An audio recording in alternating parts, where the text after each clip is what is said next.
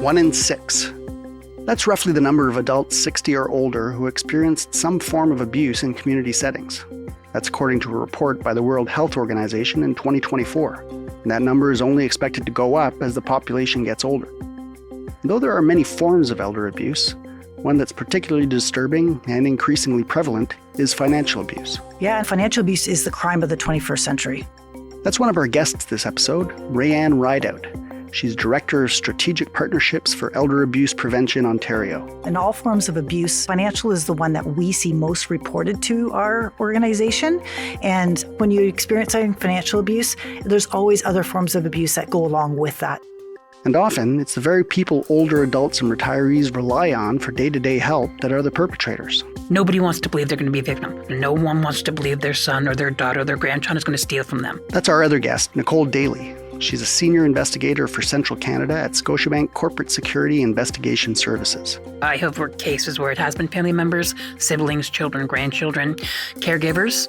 9 times out of 10, it's somebody that you've trusted, and unfortunately, they betray that trust. This episode, Nicole and Raeann will tell Doolin DeMello from the Perspectives team all about elder financial abuse.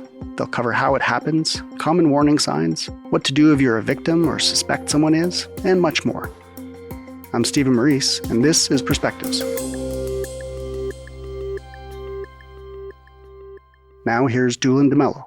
Nicole, Raeann, thanks so much for being here. Thank you for inviting us. Thank you. It's great to be here. Nicole, let's just start with the basics here. Can you define what financial elder abuse is? It's multifaceted, but I think I would define financial abuse as the theft or misuse of an elderly person's funds, property, or assets. So it could be anywhere from withdrawals from the account, purchases, transfers, purchases of items, movement of property, or even losing money to scams. Okay, so Raeann, is there anything you'd want to add to that? So I think the other important dynamic around financial elder abuse is that the person who is not acting in the best interest of the older adult is taking advantage of a situation that they might be in for their own personal gain. That is, I think, really important to understand. And sometimes there's also that undue influence that individuals are taking advantage of vulnerabilities of a health crisis, or maybe a person's living with dementia, may not understand their finances.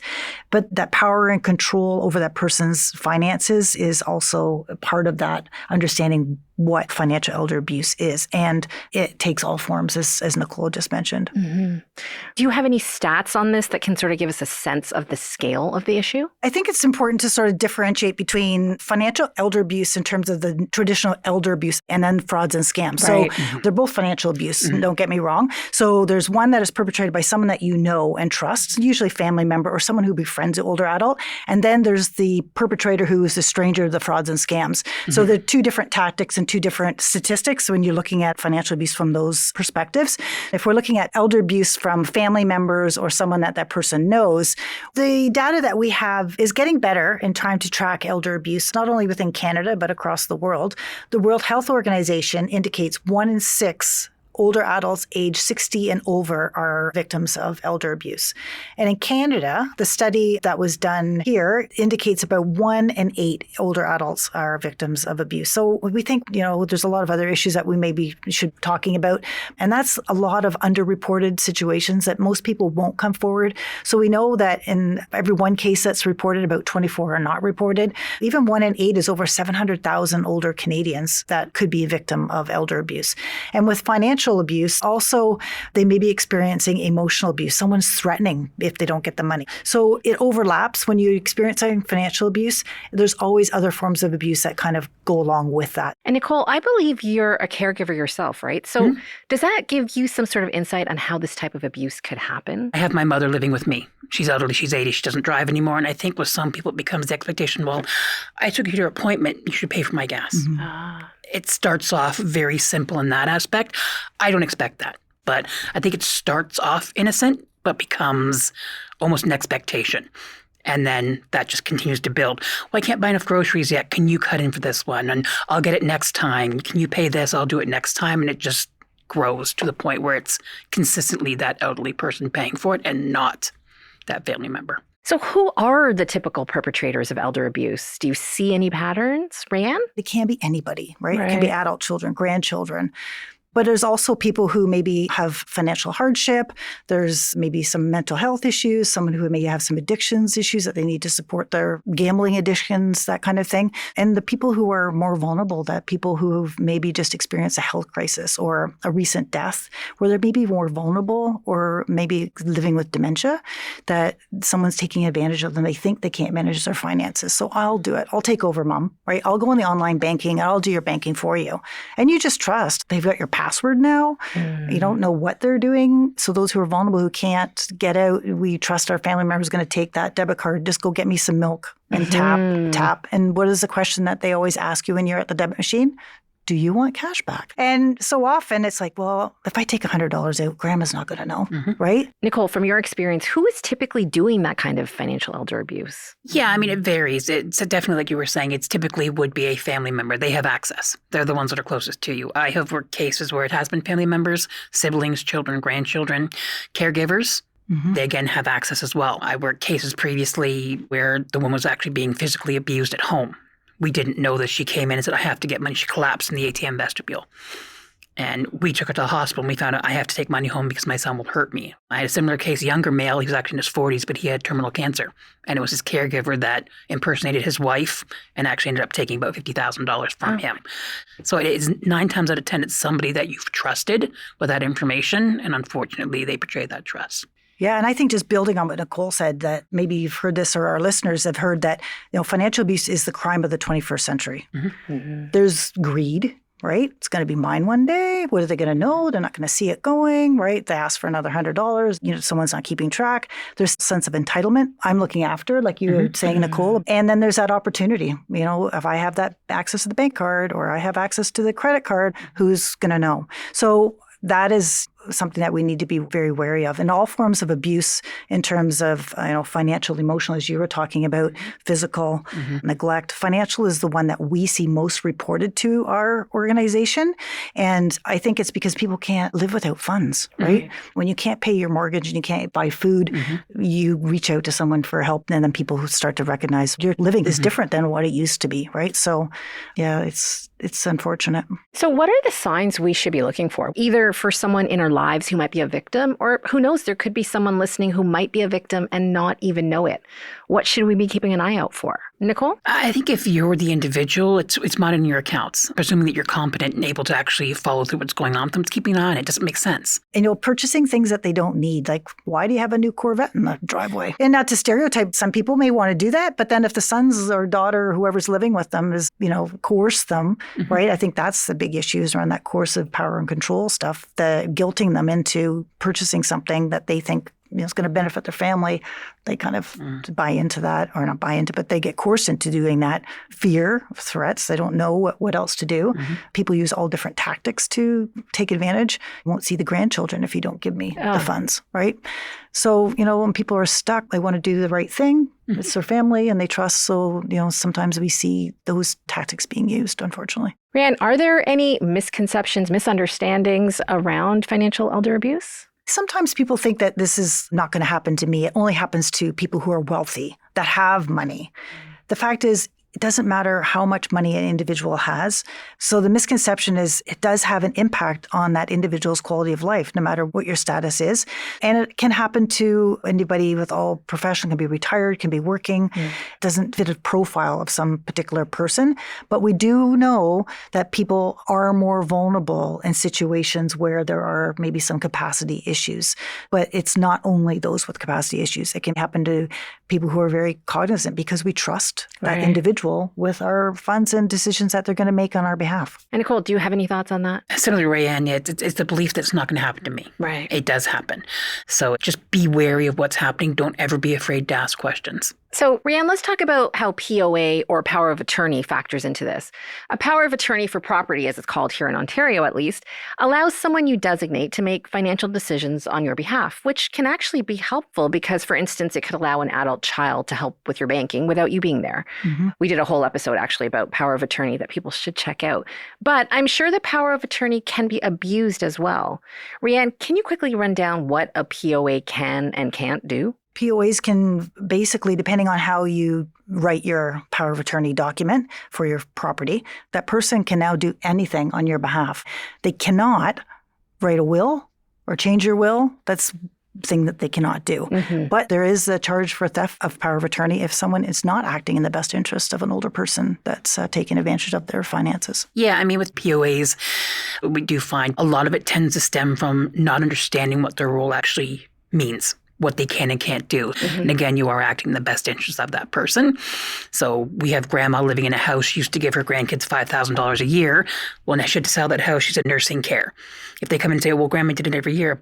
Okay, maybe she did, but can that continue? Is that in her best interest? So while you would say that's something she would normally do, you have to make that call. Is that something I should continue to do? So that's the type of decision that they tend to face. So what can people who might need the help that a POA can provide, or eventually need that help as they plan for the future, do to protect themselves from this type of financial abuse? You know, it's talking to your family members, being aware of what's going on. If you have a power of attorney, talk to someone. Talk to the person who's actually wants to act for you. Nobody wants to have that conversation, similar to nobody wants to have the death conversation. Right. But you have to have it. Yeah, I think that's so important, is to have that conversation. And finances is the one thing that people shut the book on. Nobody wants to talk about money, right? Awkward. And for sure, it's a personal issue. Nobody goes around and tells everybody how much they're making. So, you know, that's why it opens a book to say, oh, mom has got more money than I thought she had, right? But it's important to advance plan. Figure out what you want, who you want to be your power of attorney. If we're talking about powers of attorney, it doesn't have to be a family member, as most people think. It can be your neighbor, someone that you trust. You can, you know, put it into a trust agency. Whoever you feel is going to act in your best interest for your own financial well-being, I think, is the important thing to think about. And yes, it is difficult to have these conversations, but it's better to do that than go to the bank and there's nothing left in your account. And we have seen unfortunate incidences where that has happened. So it's just sort of taking the time, talk to a lawyer, right, about powers of attorney, talk to your bank. There's just little tips that we do suggest to individuals about power of attorney for protection. And so if someone is a victim of financial abuse, or maybe you have a family member or a friend who you suspect might be a victim, Nicole, I'm sure you deal with this quite often at the bank, unfortunately. What should they do? Typically, they can go to the public guardian and trustee. They can go to the police. If they notify us, we can take steps to restrict the accounts. We can call the POA in to discuss what's going through the account for the transactions you've performed. So it all depends on what they suspect is going on. So if it's something we identify, if it depends if somebody comes to us, it depends on whether or not the client's competent or not. Is it the power of attorney? Is it a stranger? There are a lot of facets. We have so many fantastic departments in the bank to help out with that. I think just sort of adding to that, we do get families calling us and saying, my brother's taking my mom's money, and, you know, we'll say, you know, contact the bank. But I think the biggest thing is just to talk to somebody. Most seniors will talk to a family member or a friend about a situation, and they may not want to report to the police right away, right? You know, because it's family, they may not want to report them. But that family member or the friend may be able to just have that supportive conversation with them to, you know, guide them to say, well, when you are ready and you want to go, I'll be there with you and we can go together to the police station. Or I can come with you to the bank and we can have that conversation. Because it is very intimidating, fearful. It's family. You don't want to make an allegation to someone that you may not know it's true or not. So it's having the conversation, making sure that you talk to somebody. Don't keep it inside and think that it's your fault or, you know, no one can help me, because there are services and supports out there, including our organization. We can consult and talk to people and tell them their options. So there are opportunities for people to open that door, and we would encourage people to do that. This would actually be a great time to let our listeners know that they can visit Elder Abuse Prevention Ontario's website at eapon.ca for resources and information. We'll link to that in the show notes. Or they can call their toll-free number at 1-833-916-6728. Scotiabank also has an online fraud hub, which we can link to as well.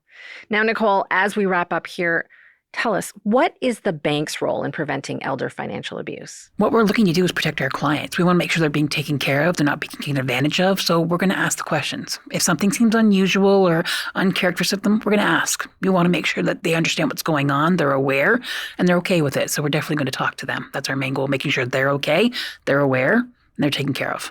I think the other important thing to let our listeners know is that banks do have a code of conduct for the delivery of banking services to seniors, which was implemented just a few years ago. And banks are being very proactive in assisting senior clients, educating them, providing outreach and information about what their services are, educating them about frauds and scams, doing those kind of initiatives, and making sure if they are apprised of any situations, let's say of financial abuse, that they do take a role in trying to protect that individual, but also training their staff about financial abuse, about issues that may be affecting seniors. Yeah. And so before we wrap up here, if our listeners can take one thing away from this conversation, what would it be? Raeann? Just reiterating to think about your future. You don't have to be the senior to think about these issues.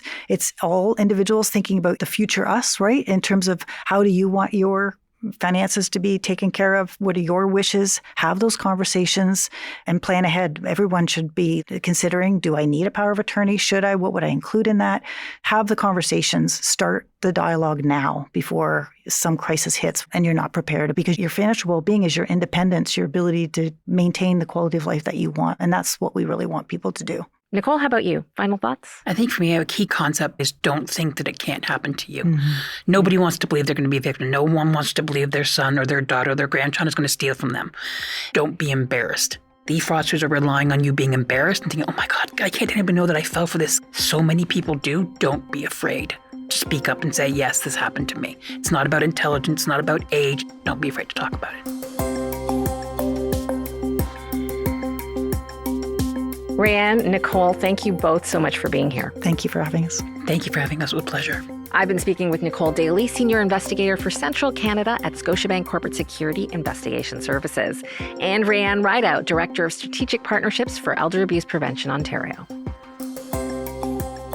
The Perspectives podcast was hosted this episode by Doolin DeMello.